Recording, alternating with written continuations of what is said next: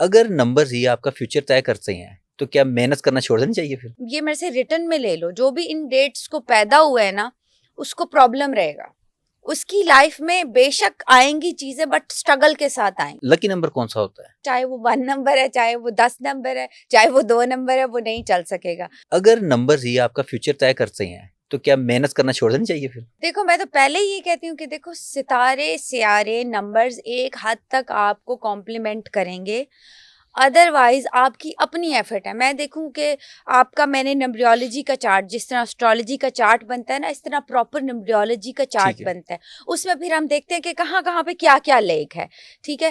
Suppose ہم دیکھتے ہیں کہ یار 2 نمبر لیک ہے تو اس کی لائف میں بہت ایفرٹ ہوں گی، اس کی لائف میں پیسے کا بڑا، اس کو فائنینشلی اس کو پرابلم ہوں گے، لو لائف میں اس کو پرابلم ہوں گے، یہ ہوگا۔ تو یہ دیکھیں گے کہ یہ اس پلانٹ کا نمبر ہے تو یہاں پہ یہ لیک کر رہا ہے، تو وہ اس حساب سے پھر ساری کیلکولیشن کے حساب سے بتائیں گے۔ اب یہ نہیں کہ مطلب بہت کوئی نمبر آپ کو کروڑ پتی بنا دے گا، کسی سے آپ کی لاٹری لگ جائے گی، ایسا کچھ بھی نہیں ہوتا۔ بٹ نمبرز کے پیچھے ضرور ہڈن سیکرٹس ہوتے ہیں۔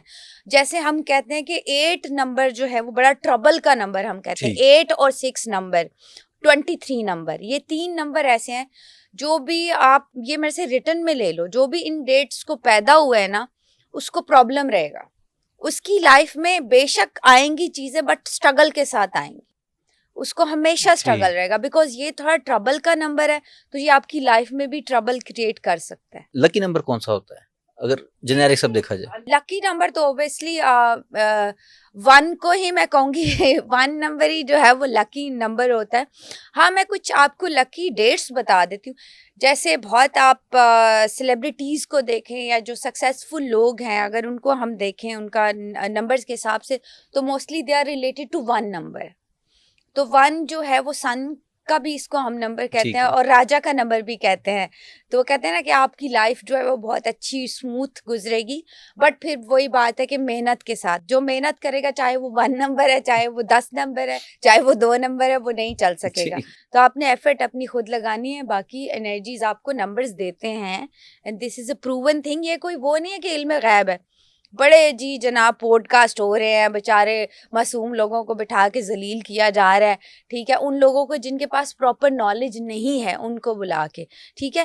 کوئی علم غیب نہیں ہے صاحبان، آپ ان کو پڑھیں، ان کی ہسٹری پڑھیں تو پھر آپ کو پتہ چلے گا کہ ان پہ بکس ہیں۔ دیکھو علم غیب وہ ہوتا ہے جس پہ کچھ بھی نہیں ہوتا۔